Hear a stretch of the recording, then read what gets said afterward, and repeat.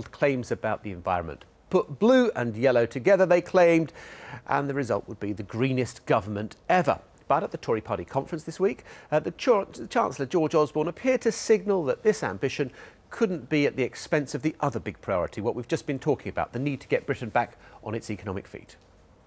Britain makes up less than 2% of the world's carbon emissions to China and America's 40%. We're not going to save the planet by putting our country out of business. So let's, at the very least, resolve that we're going to cut our carbon emissions no slower, but also no faster than our fellow countries in Europe. Energy Secretary Chris Huhne joins us now. Welcome to you. Thanks for being with us. So in May you said we're going to have the most ambitious cuts in green emissions. That's been abandoned now, hasn't it? Well, no, we've actually legislated for it. It was part of the acceptance of the fourth carbon budget that had been recommended by the Committee on Climate Change, and the government accepted that, and it's now been legislated for. So you're not the most ambitious, you listen, or is George Osborne wrong? All George Osborne was saying was that actually as part of our carbon plans, there are two parts of it. There's what happens in the domestic economy and there's what happens in the so-called traded sector that is open to competition from the rest of the world. And that part of our carbon emissions automatically goes in line with the rest of the European Union. It's automatic. So, worries that you get sometimes from business that somehow we're going to be going ahead in those parts of the economy that are actually going to be competing with other places in Europe are simply wrong. And that's always been understood, and it was understood when we actually adopted the fourth carbon budget. But even Vince Cable thinks we're being too aggressive. He said agreeing to a level risk of burdening the UK economy, which would be detrimental to UK, undermining the UK's competitiveness and our attractiveness as a place to do business. We always know that you have to be very careful about those parts of the economy that are competing with the rest of the world. And that's absolutely right, and I'm completely on board for that.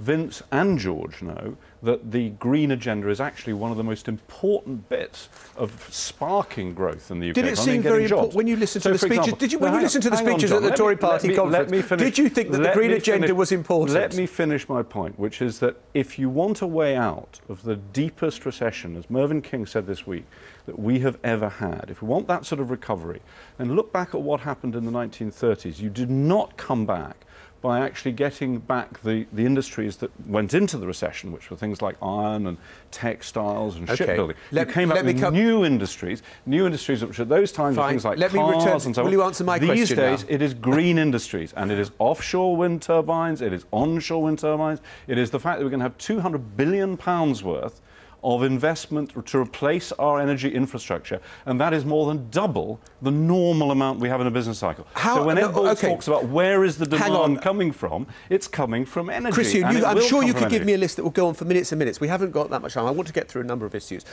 Look, when you heard the speeches at the Tory party conference, you heard what had George Osborne run that line past you beforehand? Yes, he did. And what do you think about what Charles Hendry, one of your junior ministers, said when he talked about the fact that we should not go out on a limb? European capitals aren't saying the Brits are doing this, so we will too. They'll just rub their hands and say, that's just making British industry less competitive. We have always said that. Go back and look at what we said at the time of the adoption of the fourth carbon budget. It is always the case that the tradable sector will move in line with the rest of the European Union. Now, we want the European Union to be more ambitious. We want to have a 30% target for cutting carbon emissions in the European Union, not 20%. And we are attempting to get the rest of the European Union to move further and faster. But we've always been clear that there are limits to what we can do, particularly in those parts of the economy, energy-intensive industries and others that are competing with the rest of the world, and that's absolutely as it should be. One other one, whether I could ask you to deal with quickly, carbon capture and storage. Is that dead now? No. Carbon capture and storage is absolutely essential. Scottish Power is planning to shelve Britain's only pilot scheme. Look, negotiations are still ongoing on that. We are determined that we will have a carbon capture and storage plant which allows us to use coal. We're in fact committed to 4 over the lifetime of the government. Well, wait and see. We have an ongoing discussion at the moment with Scottish Power about Longannet, but we are determined that we should be able to use clean coal and clean gas as part of our energy mix, along with renewables, along with nuclear, because frankly, the more legs there are to the stool on energy, the stronger it's likely to be and the more stable it's likely to be. And let me just ask you about another topic which might be very close to home for you, which is the government planning to raise the speed limit to 80 miles an hour. Now, is that a green measure? You smile. Well, I smile. We're consulting on this. Obviously, we're going through all of the process of looking at what the costs and the benefits are. We are lower than many other countries at the moment, including some which have very good green reputations. You could, for example, foresee a situation where it would apply to electric vehicles, in which case there would be absolutely no extra carbon emissions. So let's do the consultation and we'll see. Philip Hammond, the Transport Secretary, said that people who break the speed limit are perfectly decent people.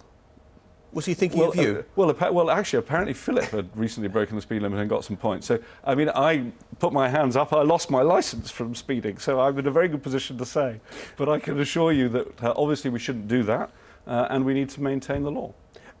Just one other point on that. I mean, we're still waiting, I think, for whether there's going to be any kind of action taken against you. Are you frustrated at how long this has been going on? Well, the Crown Prosecution Service has its own timetable, and the most important thing from my point of view is that they should look into it absolutely thoroughly, and when it comes out, it should be regarded as drawing a line on the whole affair, and I hope that it will. Do you know when? No.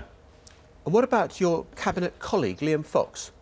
Is he in trouble? Well, one of the things I know from personal experience is that you should not go along with trial by media. So I think it's very, very important that the allegations that have been made against Liam are properly investigated. That's clearly what's going on, and we shall wait and see what the result is. A proper investigation with the results due on Monday from the Cabinet Secretary? Well, I'm sure that if the Cabinet Secretary needs more time, the Cabinet Secretary will say that he's not been able to do it in time and that he will need more time. But I think it's absolutely essential that due process should take place in these things, and that people normally in this country are regarded as innocent until they're proven guilty. Right. And that's a pretty good principle, John, even in the media.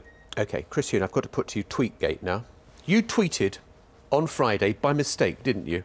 You were trying to send a direct message and you said, this tweet should, as long as it's from someone else, fine, but I do not want my fingerprints on the story. See, what were you talking about? This is a ludicrous thing. I've apologised to the Home Secretary because what happened is I arrived in my constituency on Friday morning, and we have an Eastleigh News website. I usually check what's going on, and on the Eastleigh News website is a recording of Theresa May, a recording from a few months previously of the leader of the UK Independence Party, Nigel Farage, and it's exactly the same. And I frankly thought it was so funny that when a journalist friend rang me and I told them about it, they said they'd write the story, and they wanted to know whether I wanted to comment on it. And I said, no, I didn't want to comment on it.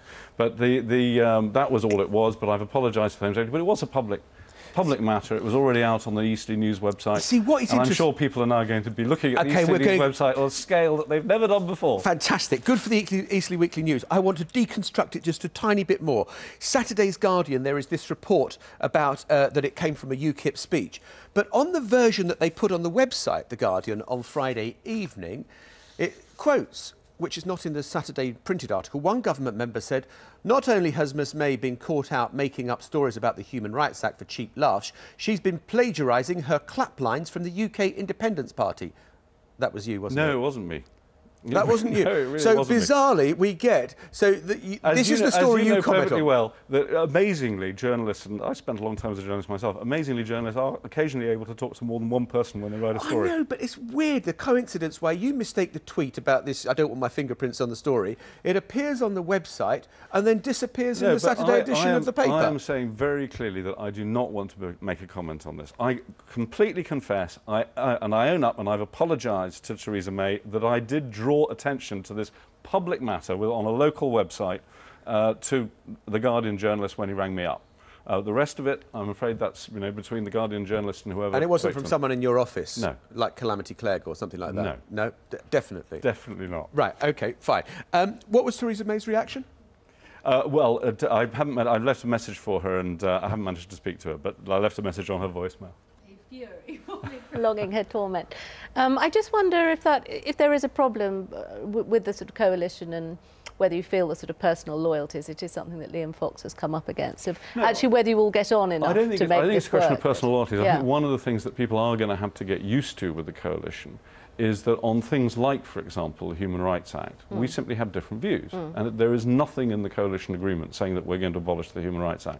And but both parties are going to go on arguing for positions that they passionately hold. And we're just simply going to have to get used to the fact that when the Home Secretary says she wants to abolish the Human Rights Act, she's not speaking for me. I don't want to abolish the Human Rights Act. And that means, obviously, at the next election, the Conservatives will argue one thing, we will argue another thing. Doesn't that sound like dysfunctional. Well, no, it isn't dysfunctional. It's the way normal coalition governments work. And on a number of issues where we have a coalition agreement, we have very, very important work to do in terms of controlling the deficit, getting growth going, getting the green growth agenda going, and all that works extremely well. Where we don't have is agreement on, for example, the Human Rights Act and various other issues, but that will be after. James. These are the things you're clearly happy to have your fingerprints on, these sort of relatively detailed statements of policy and difference. But when Sarah uses the word dysfunction, she refers to the fact that you employed covert means to seek to embarrass your cabinet colleague, the Home Secretary.